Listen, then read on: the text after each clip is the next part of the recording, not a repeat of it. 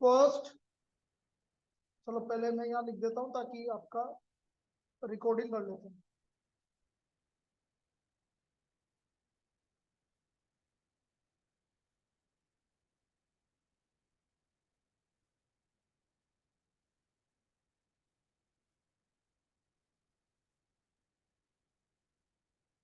देखो constant function,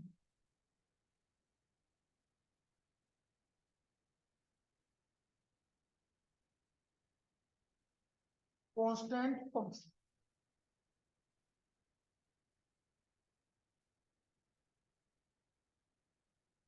constant function is given by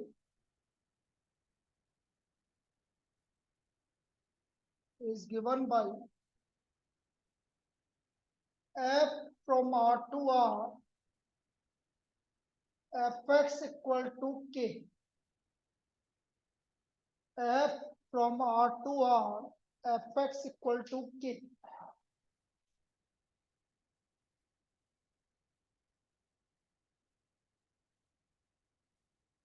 X axis, y axis, x equal to f x equal to k, इस तरह की line बनेगी, और line parallel to x axis. क्यों? F x क्या है? वाई, वाई इक्वल टू 2 बनाना है तो ऐसे बनाओगे ना।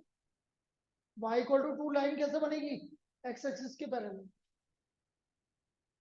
भैया आपसे कभी ऐसे बोला है कि वाई इक्वल टू 2, तो आप ऐसे बनाओगे सर ये नहीं वाई इक्वल टू 2। मेरे से बोला वाई इक्वल टू -3, तो आप बोलोगे सर ये नहीं वाई इक्वल टू -3। बनाओगे कैसे? एक्स एक्सिस के पैरेलल। तो एफ एक्स इक्वल टू के भी तो क्या है? कांस्टेंट है। तो एफ एक्स इक्वल टू के हमेशा लाइन कैसे बनेगी? पैरेलल। ये वैल्यू आपको किसको डिनोट करेगी? के को। दिस इज ये के, ये वाली डिस्टेंस किसको डिनोट करेगी? के को। इतना डिस्टेंस।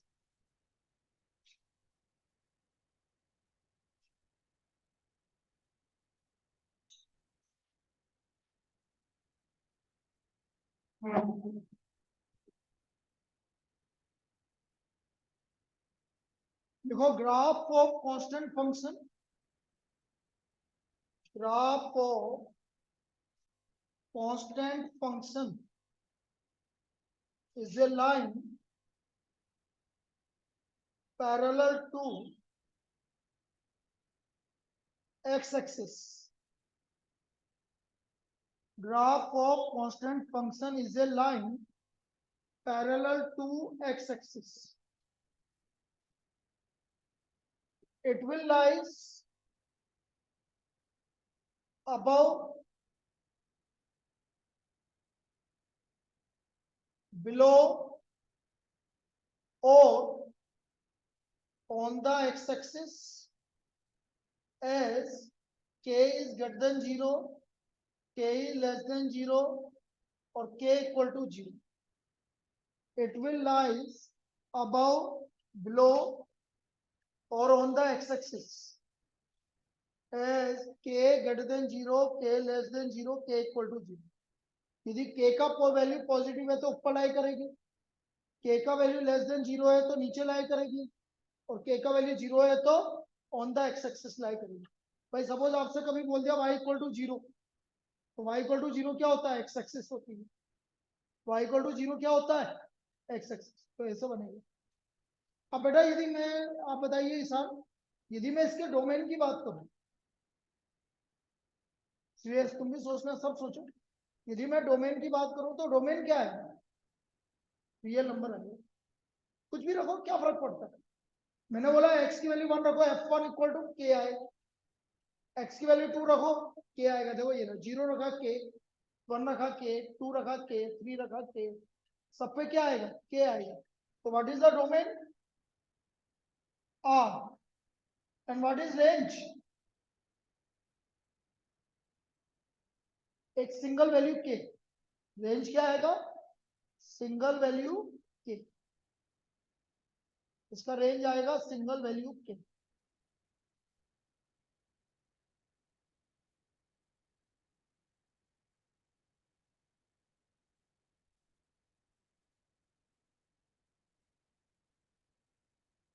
तो इसका डोमेन आर हो गया बेटा, रेंज क्या हो गया। क्या ये पूरा समझ में आ गया कांस्टेंट फंक्शन? क्लियर है? ज्यादा ज्यादा आपको क्या याद रखना, डोमेन और रेंज याद रखना। ठीक है,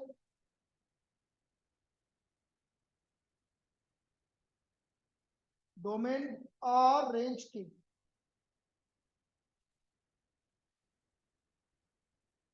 सेकंड लिखो अब इसके बाद।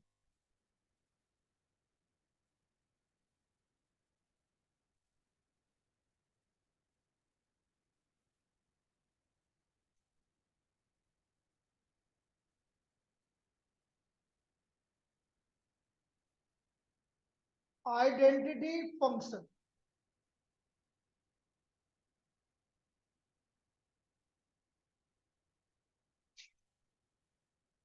Identity function.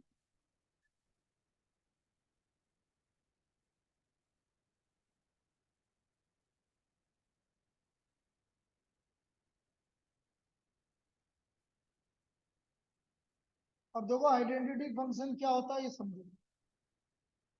लिखो let F is a function from R to are.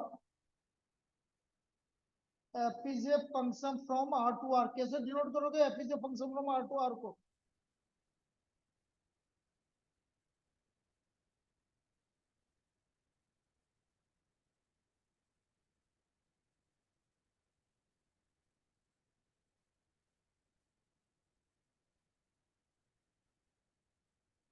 F is a function from R to are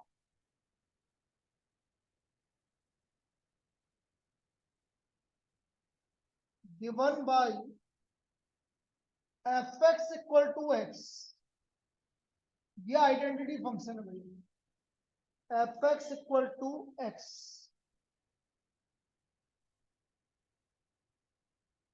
this is identity function.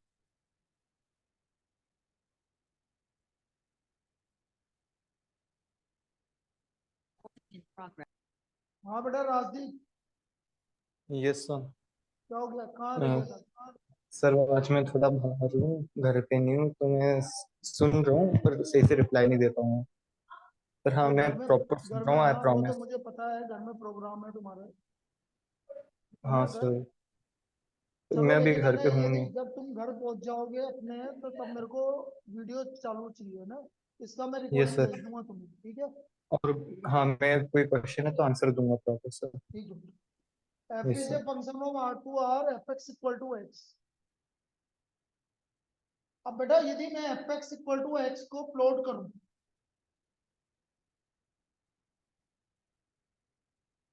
ये हमारा एक्स एक्सिस आ गया, ये वाई एक्सिस आ गया। भाई एक्स इक्वल टू जीरो है तो F zero भी zero होगा। वन है तो वन ही आएगा, टू है तो टू ही आएगा। मतलब जो एक्स आएगा वही वाई आएगा। तो एक्स इक्वल टू वाई, ये वाई इक्वल टू एक्स हो गया। तो बेटा तुम्हें पता है y equal to x line कैसे बनती है? A line passing through the origin. This is y equal to x. ये आपकी line y equal to x बनेगी। अब यदि ये line y equal to x बन रही है, एक सेकेंड,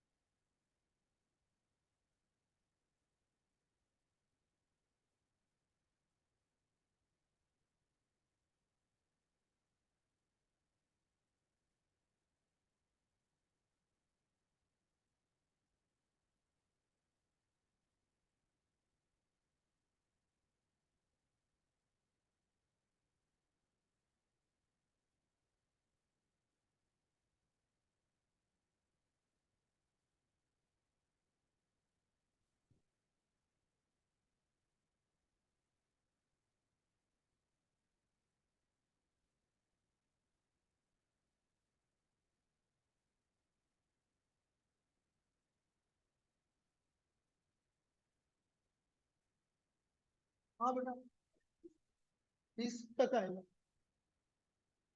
हाँ हाँ 20 के बाद नहीं, 20 को आएगा सही। 20 20 के लिए बोला है शायद हमें, ऐसा आया है सीबीएसई की साइड पे। आफ्टर 20, 20 से पहले नहीं आया। चलो, identity function f is a function from R to R given by fx equal to x। तो मैंने क्या बोला बेटा, जो मैं x रख रहा हूं वही मुझे मिल रहा है। मैंने 1 रखा तो 1 मिल गया, 2 रखा तो 2 मिल गया, √2 रखूंगा तो √2 मिल जाएगा। इसका मतलब इसका डोमेन क्या होगा बेटा, इसका डोमेन क्या होगा, fx इक्वल टू x का डोमेन क्या होगा, R होगा। और मैंने क्या बोला, जो मैं रख रहा हूं वही मिल रहा है, तो रेंज भी क्या होगी, R। तो लिखो डोमेन इक्वल टू R और range equal to R।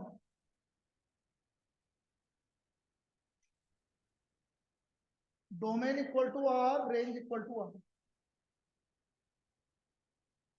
Clear.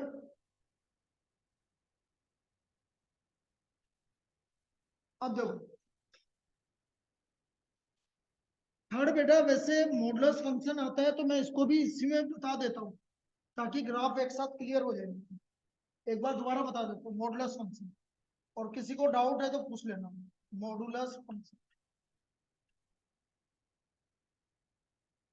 fx equal to modulus x।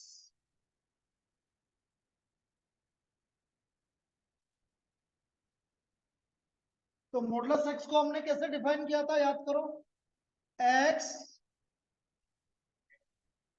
और minus x if x is less than 0। fx equal to modulus x, x if x is greater than equal to 0 और minus x if x is less than 0। Clear. तो ये fx equal to modulus x हो गया। इसका graph v करो,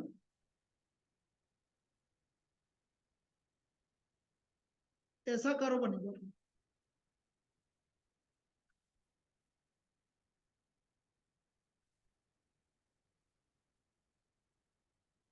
इधर आएगा fx equal to x, इधर equal to fx equal to minus x।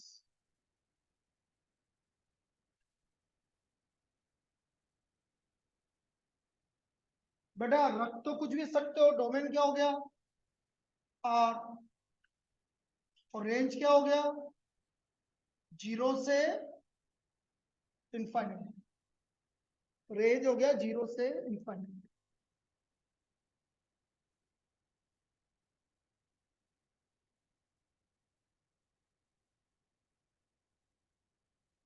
This is range of this function.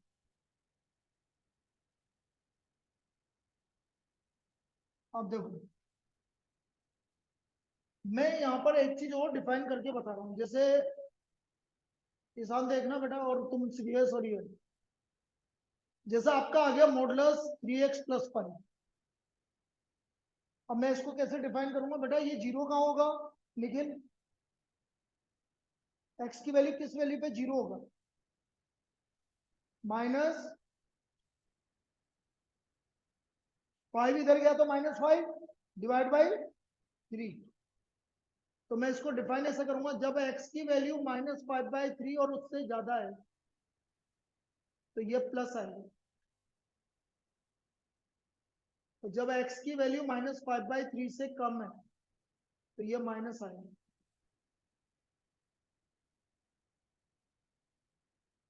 जब x का वैल्यू -5/3 और उससे ज्यादा है तो ये प्लस आएगा, और जब x का वैल्यू -5/3 से कम है तो ये माइनस आएगा।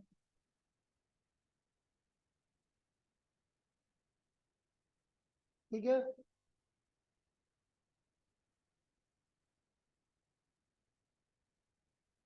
तो इसका ग्राफ यदि मैं बनाना चाहूं तो इसका ग्राफ ऐसा बनेगा भाई, देखो कहाँ 0 हो रहा है, सब मैं मान लेता हूँ ये रहा -5/3।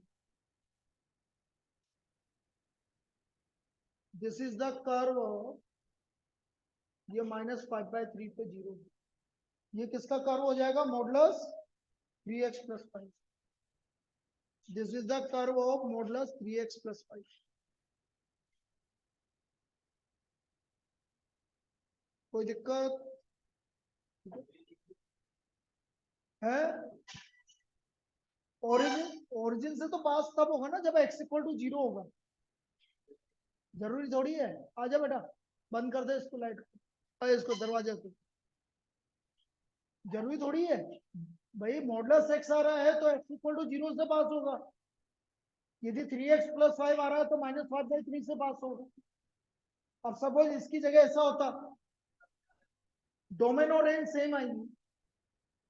डोमेन आ रहा आएगी, रेंज 0 टू इंफाइनाइट आएगी। अब इसकी जगह यदि ऐसा हो,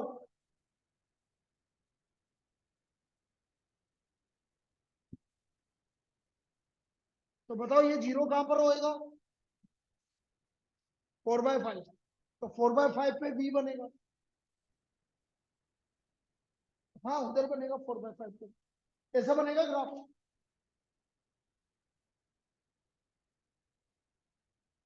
और डोमेन और रेंज सेम आई, ऐसा बनेगा ग्राफ। इस तरह का ग्राफ बनेगा ये।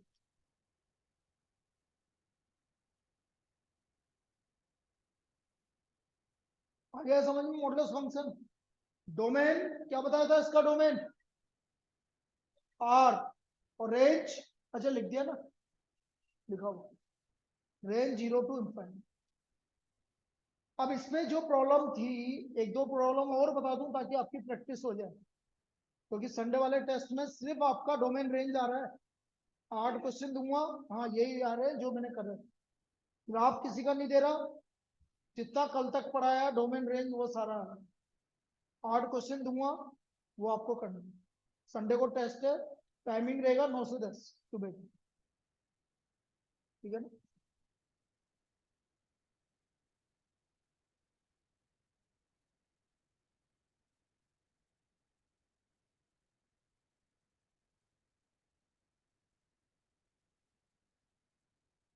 देखो, find the domain and range of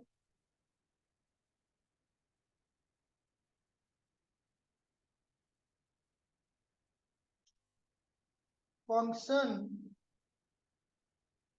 fx equal to 7 - 3 modulus 2 - 5x।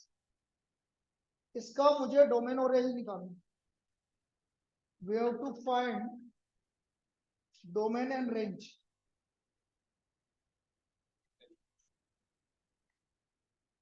Find the domain and range of the function fx equal to 7 - 3 modulus 2 - 5x।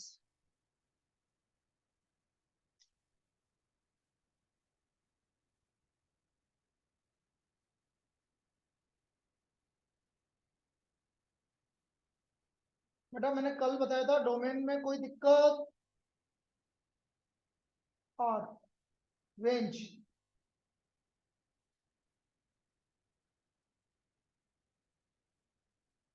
कौन से फंक्शन को उठाओगे पहले? Modulus function.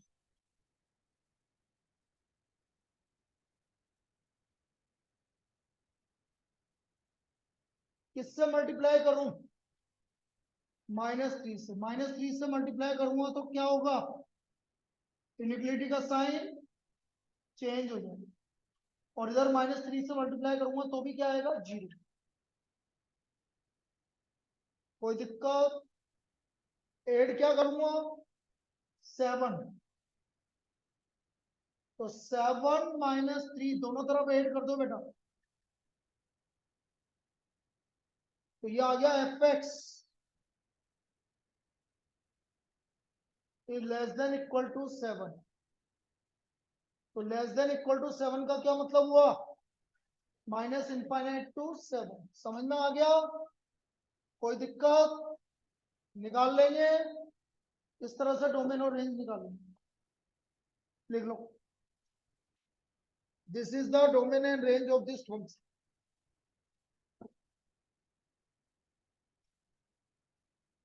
लिखो इसको,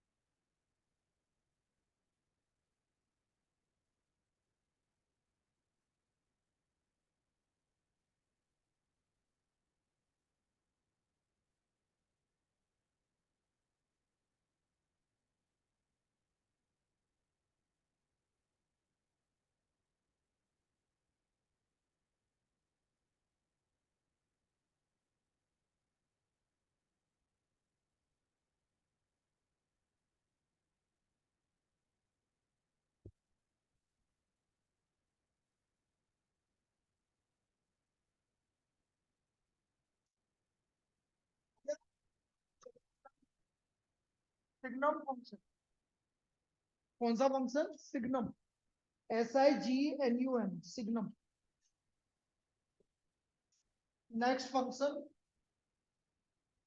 राजदीप सुन रहा है ना बेटा? Rajdeep,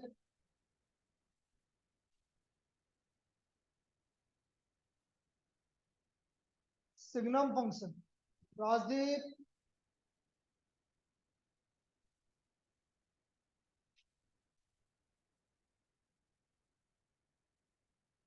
let f is a function from R to R, then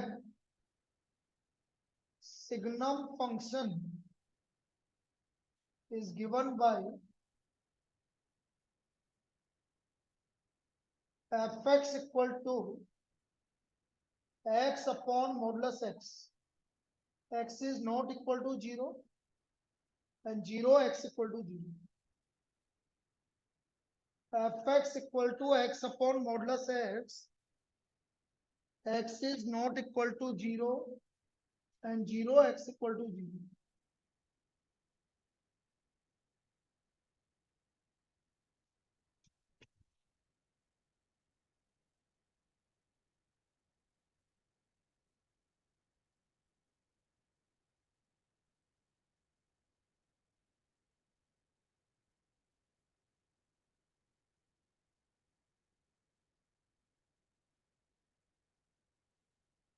अब देखो इसको और आगे सोल्व करते हैं। यदि x का वैल्यू पॉजिटिव है, x का वैल्यू क्या है, तो मॉडुलस x की वैल्यू क्या होगी? x होगी। वेरी गुड, तो ये वैल्यू 1 आएगी।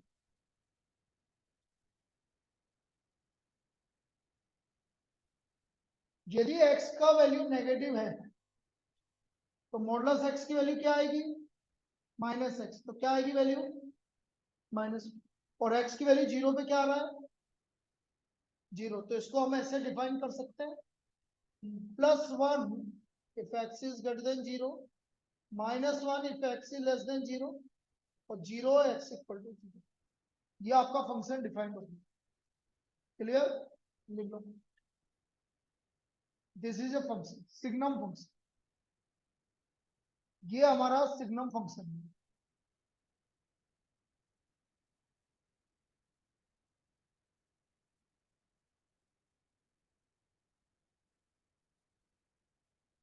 अब यदि मैं इस फंक्शन को ड्रॉ करूंगा तो कुछ इस तरह का है।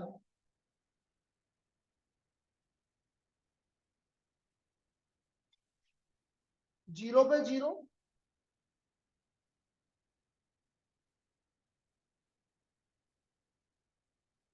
जीरो से ज्यादा के लिए 1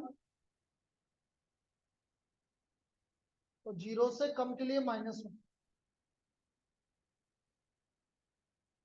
ये आपका किसका ग्राफ है? सिग्नम फंक्शन का। जीरो के लिए 0, जीरो से ज्यादा के लिए 1 और जीरो से कम के लिए -1। इसका डोमेन क्या आएगा? R। और बेटा कौन बताएगा इसका रेंज?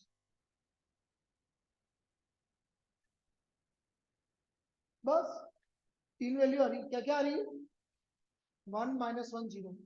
अब आपके स्कूल एग्जाम में वो ये पूछेगा, what is the range of signum function? 1, -1, 0 याद होना चाहिए, ऐसा क्वेश्चन है। ठीक है, तो what is the range of signum function? 1, -1, 0। ये आपका रेंज ऑफ सिग्नम फंक्शन है।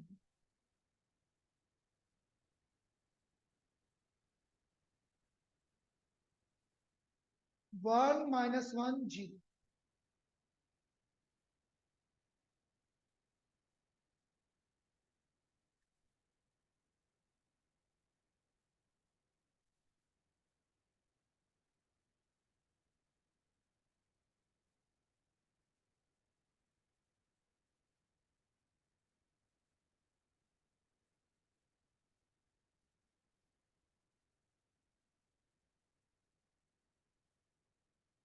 लिख लिया?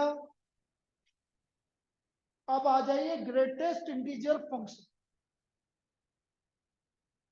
ग्रेटेस्ट इंटीजर लिख लिया ना पूरा बेटा यहाँ तक। Greatest integer function,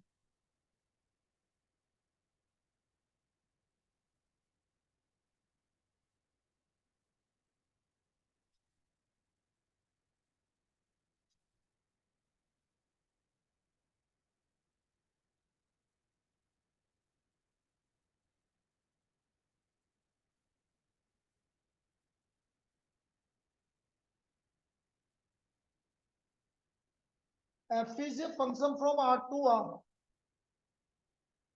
then greatest integer function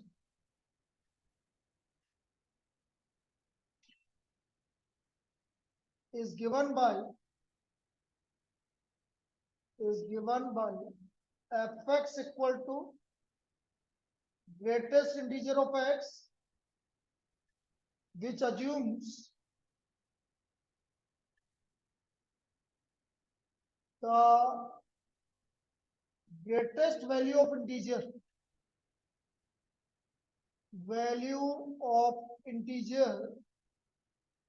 less than equal to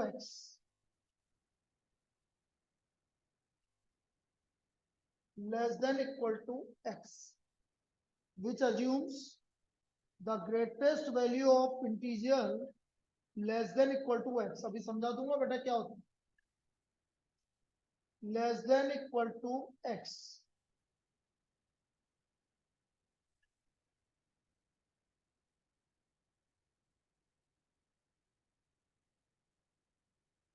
जैसे एग्जांपल 2.73 की ग्रेटेस्ट इंटीजर वैल्यू क्या होगी,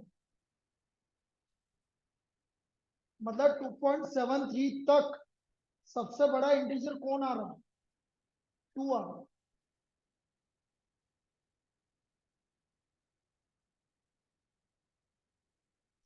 इससे जस्ट पहले वाला इंटीजर कौन आ रहा है, 2। सबसे बड़ा इंटीजर कौन आ रहा है, 2।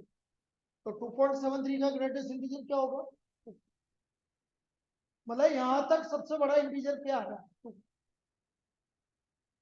7.999 तक सबसे बड़ा इंटीजर क्या आ रहा है, 7। 4.0001 तक सबसे बड़ा इंटीजर क्या आ रहा है, 4।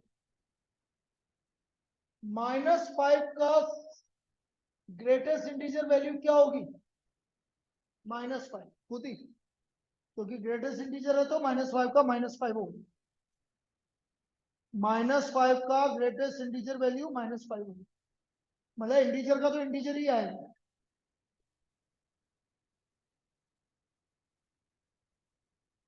-4.23 का ग्रेटेस्ट इंटीजर वैल्यू क्या आएगा, -4। -4.23 का ग्रेटेस्ट इंटीजर वैल्यू क्या आएगा, -4 होता होगा उससे पहले, -4.23 से पहले क्या आएगा, अरे इधर से नंबर काउंट करो, पहले क्या आता, -5 फिर -4, तो -4.23 से पहले क्या आएगा, -5।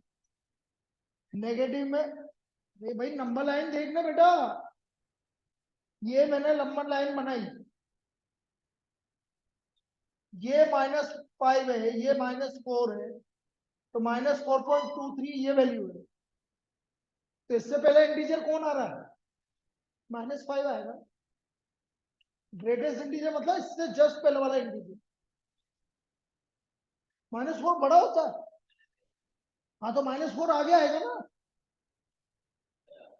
ग्रेटेस्ट इंटीजर क्या होता है, आपने बोला -4.23, तो आप इधर से आते जाओ -4.23, इससे जस्ट पहले वाला इंटीजर कौन सा है, पहले वाला, बाद वाला नहीं बोल, -5 आया।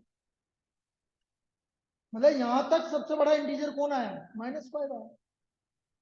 तो नेगेटिव में आपका -5, -7.49 का सबसे बड़ा इंटीजर ग्रेटेस्ट इंटीजर क्या आएगा, -8 आएगा। ये कहलाता है greatest integer value. Clear. Negative में कोई दिक्कत है तो अभी भी समझाना है क्या, यस कोई दिक्कत है। अब इसका ग्राफ कैसे बनेगा वो देखते हैं, इसका ग्राफ देखते हैं कैसे बनेगा।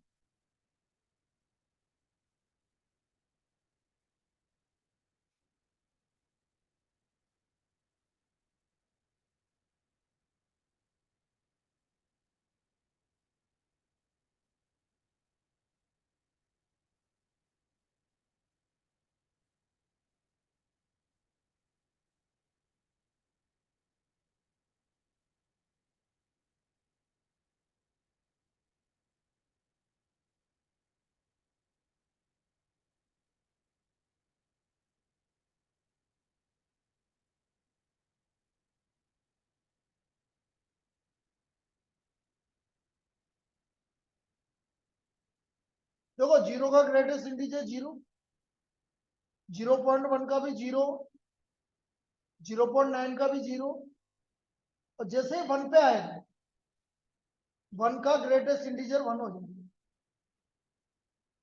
0.0 का 0, 0.1 का 0, 0.2 का 0, 0.5 का 0, 0.7 का 0, 0.999 का भी 0, और जैसे 1 आएगा 1 का ग्रेटेस्ट इंटीजर क्या होगा 1, मतलब 2 के ऊपर आ जाएगा। अब 1 का 1, 1.1 का 1, 1.2 का 1, और जैसे 2 की बात करेंगे 2 का ग्रेटेस्ट इंटीजर क्या हो जाएगा 2। फिर 2 से लेकर 3, जैसे 3 की बात करेंगे 3 का ग्रेटेस्ट इंटीजर क्या हो जाएगा 3। इस तरह से आपका फंक्शन चलता रहेगा। अब जैसे ये -1 है, -1 का ग्रेटेस्ट इंटीजर -1, और जैसे 0 आएगा ऊपर पहुंच जाएगा, मतलब सीढ़ियों जैसा बनेगा। देखो ये कैसे बन रहा है, सीढ़ियों बन रही है कि नहीं बन रही। तो ये आपका इसका ग्राफ, ये इसका ग्राफ है इसका ग्रेटेस्ट इंटीजर फंक्शन।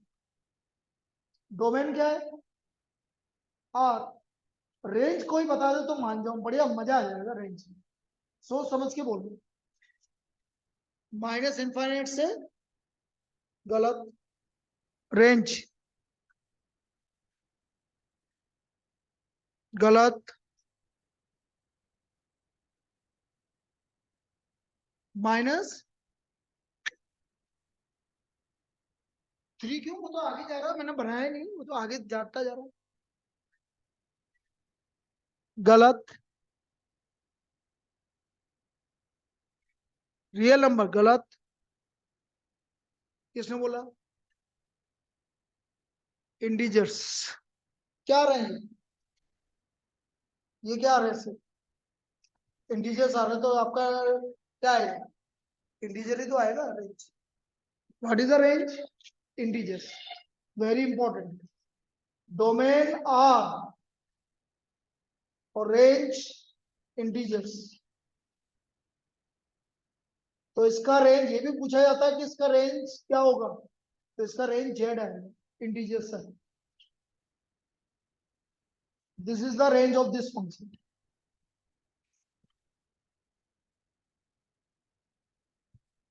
आ गया,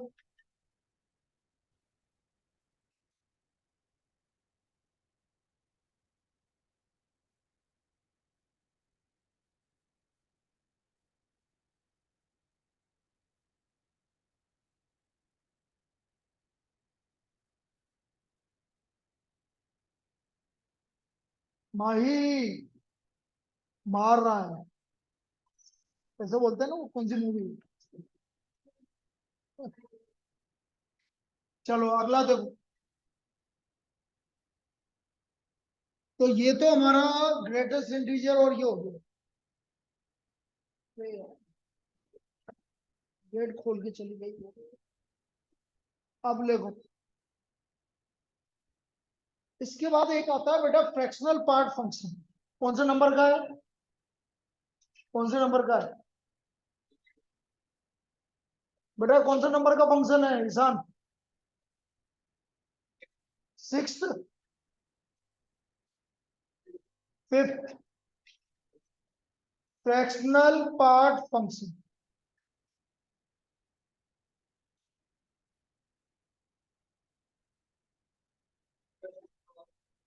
6th है ना, fractional part function. f is a function from R to R, fx equal to fractional part, इस तरह से। This is fractional part function. ये होता है बेटा x minus greatest integer of x, x minus greatest integer of x। Example बताता हूं, 1.73 का फ्रैक्शनल पार्ट 0.73, 2.79 का फ्रैक्शनल पार्ट 2, 3.45 का फ्रैक्शनल पार्ट 3, 3.45 का फ्रैक्शनल पार्ट, सॉरी पॉइंट गलत लिख दिया ना यार तुम्हारे चक्कर में, 0.79.45। अब मुझे ये रुक जा बेटा, रुक जा, इधर देख। इसका फ्रैक्शनल पार्ट गलत,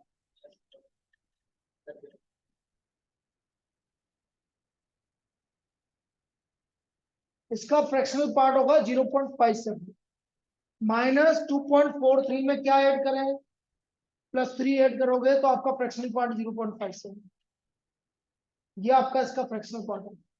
क्लियर? इस तरह से फ्रैक्शनल पार्ट है। इसका ग्राफ कल बनाएंगे, ठीक। वो बाहर खड़े हुए हैं,